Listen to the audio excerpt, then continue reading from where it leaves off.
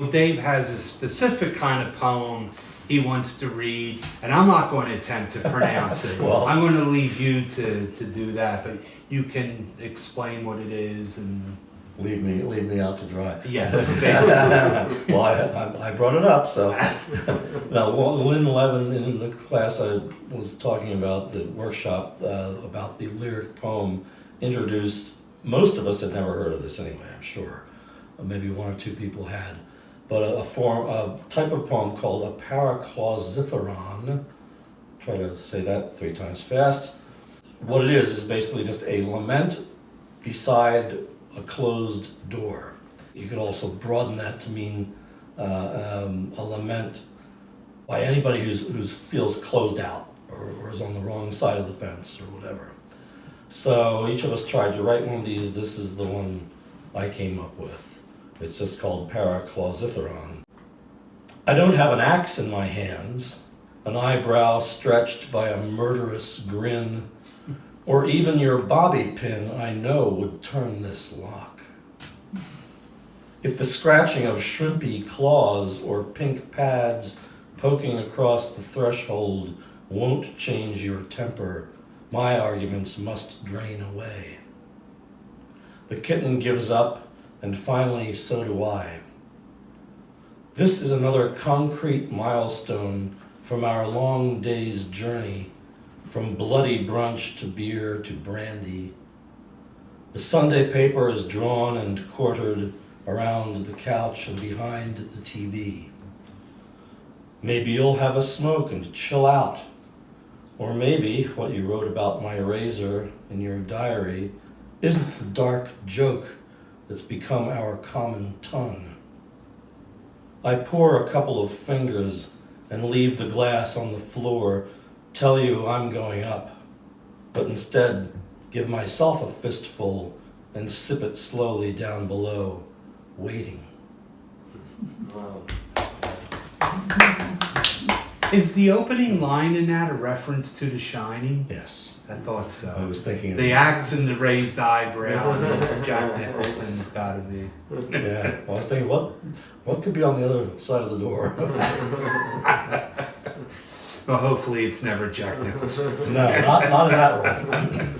I wanted to ask you, in general, how you feel about the current poetry scene and some of the things that are happening. I think there's plenty of vibrant work being written, and I mean, you'd think that eventually we'd run out of words, but that doesn't seem to happen. People, every individual who is really interested and excited about putting words together in his or her own way, seems to come up with combinations of things I've never heard before, and whenever I'm surprised, I'm delighted, and that is more often than I might have thought myself.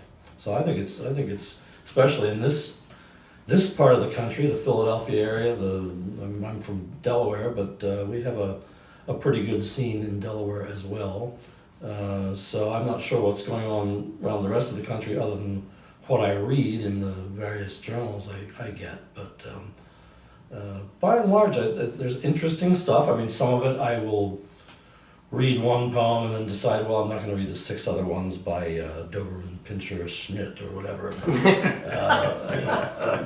But I've at least allowed myself to try it, sample something different. Plenty of good stuff out there. How would you describe your own work? Just having been from a musical family, I'm real interested in the way it sounds and the rhythm of it. So to me, that is important stuff. I don't mean that it has to be overtly, it doesn't have to be obvious or hit you over the head with the way it sounds. But I think if you read my stuff closely, you'll see that there are a lot of little bits of wordplay going on. So I try to include that in there.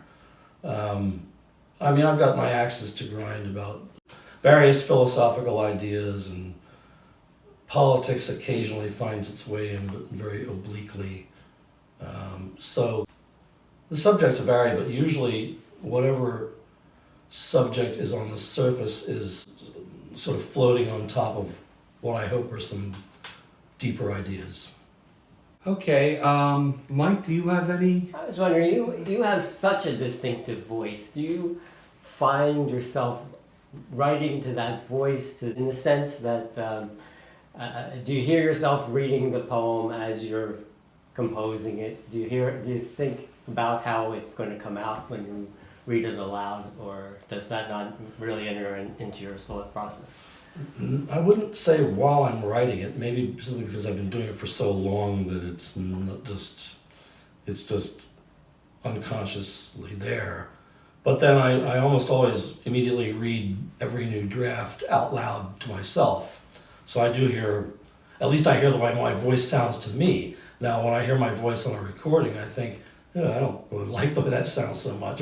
But I think a lot of people feel that way. So I'm aware of it, but not, I think like in the actual writing, particularly the first draft of something, it's just coming out. Wife Patty is a director.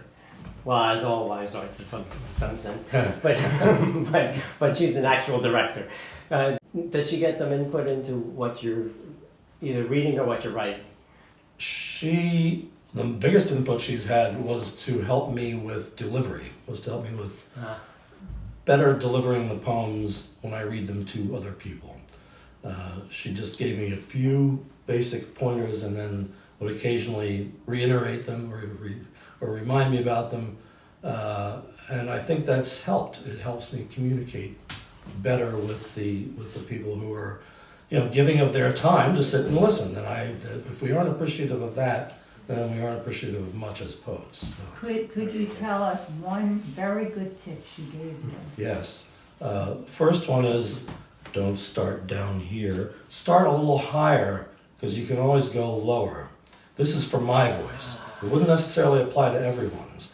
But what she's saying is if you start real low, then it's going to sound less natural if you try to go up again. Also, don't fall into a monotone and don't fall into a monorhythm. Emphasize certain words, let it ebb and flow a little bit so that people aren't being hypnotized.